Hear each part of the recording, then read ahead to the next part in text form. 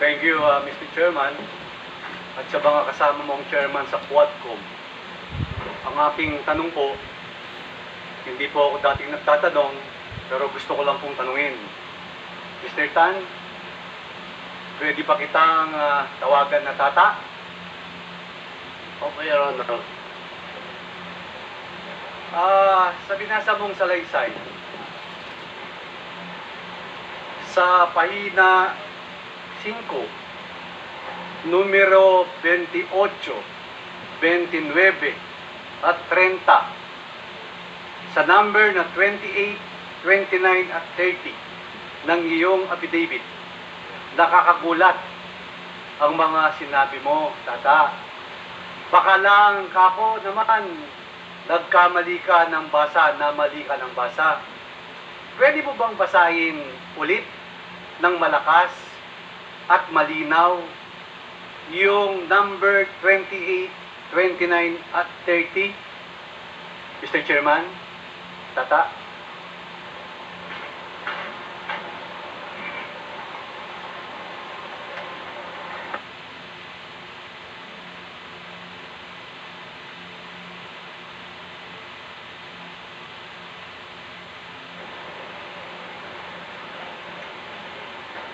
Eighty-nine. 28, 29, 30 po, tata. Habang naglalakad kami papuntang investigation section, tumunog ang cellphone ni Superintendent Padilla. Nakita ko na pinindot ni Superintendent Padilla ang kanyang cellphone. Nadinig ko na sinabi nung tumawag kay Superintendent Padilla, "Congrats, Superintendent Padilla. Job well done." Pero grabe yung ginawa, dinuguan. Alam ko na ang kausap ni Superintendent Padilla ay si Presidente Duterte dahil pamilyar ko ang boses niya. Pagkatapos ng tawag, sabi ni Superintendent Padilla sa mga kasamahan niya doon, tumawag si Presidente Duterte, nag-congrats sa akin.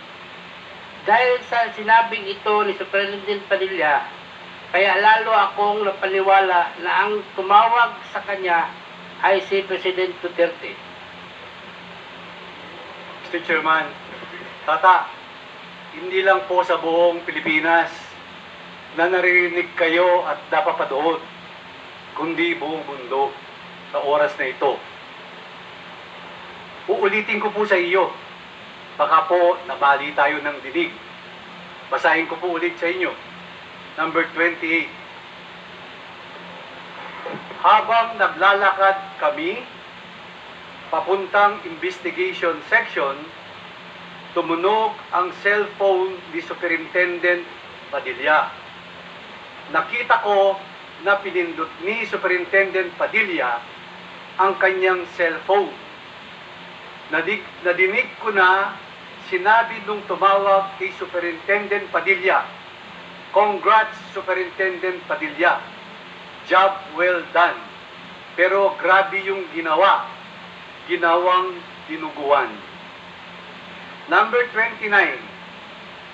Alam ko na ang kausap ni Superintendent Padilla ay si Presidente Duterte dahil pamilyar ko ang boses niya. Numero 30, number 30. Pagkatapos ng tawag, sabi ni Superintendent Padilla sa mga kasamahan niya doon, tumawag si Presidente, nag-congrats sa akin dahil sa sinabi nito ni Superintendent Padilla, kaya lalo akong napaniwala na ang tumawag sa kanya ay si Presidente Duterte. Tata, sigurado po ba kayo ang boses ni dating President Duterte, yun ang narinig mo habang kayo'y naglalakad? Opo, Your Honor.